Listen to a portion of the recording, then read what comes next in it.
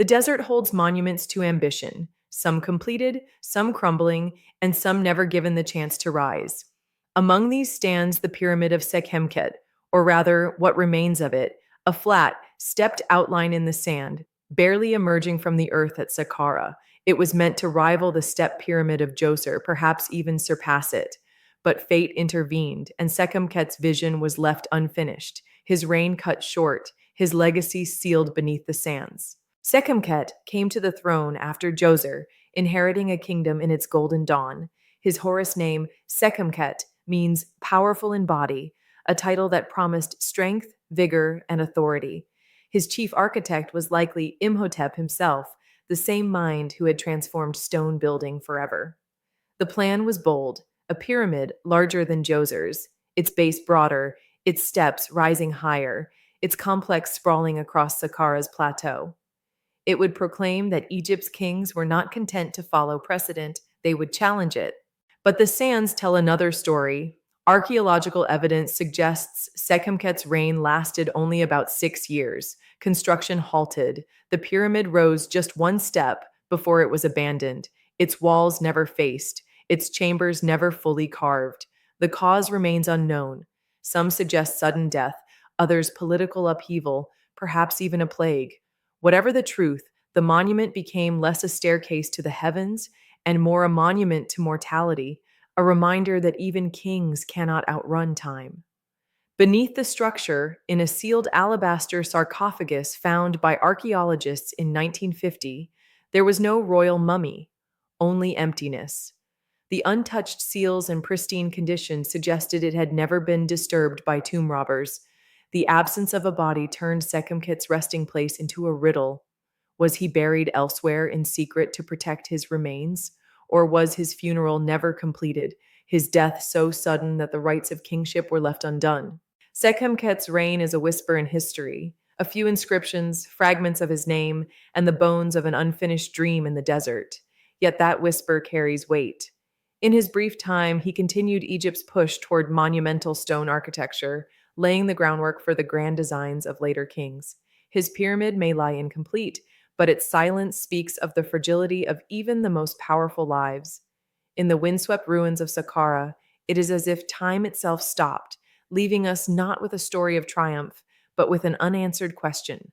What might Sekhemkhet have built had he been given the years to finish his climb to the sky? The buried pyramid, that is what archaeologists would later call Sekhemkhet's monument, a name born not from poetic invention, but from its fate. For centuries, the sands of Saqqara swallowed it whole. Only the faintest outlines were visible, the foundation of a pyramid that never reached the sky. When it was uncovered in 1950 by Egyptian archaeologist Zakaria Gonem, the discovery seemed poised to rewrite the history of the Old Kingdom. What they found was unlike any other royal burial site.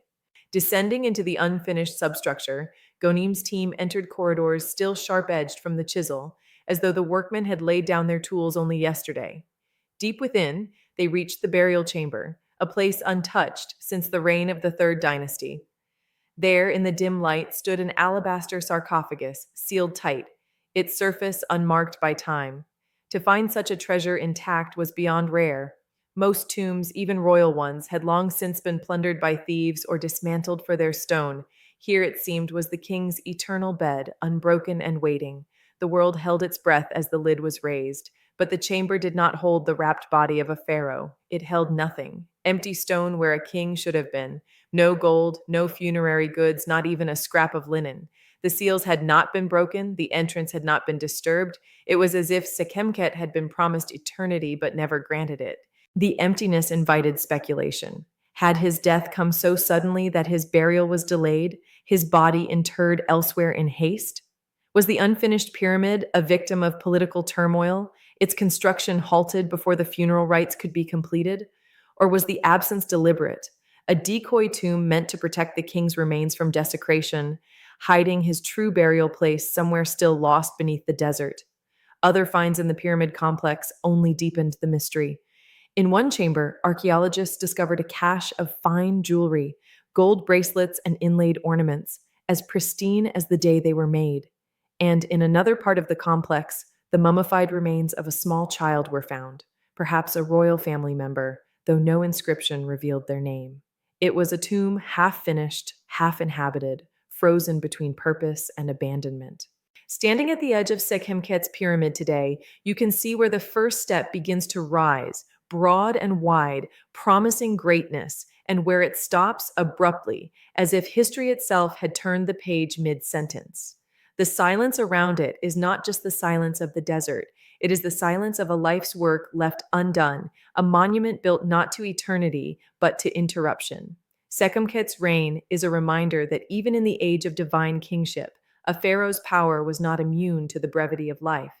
His name survives on a few seals, a handful of reliefs, and the faint outline of a monument that never reached the heavens.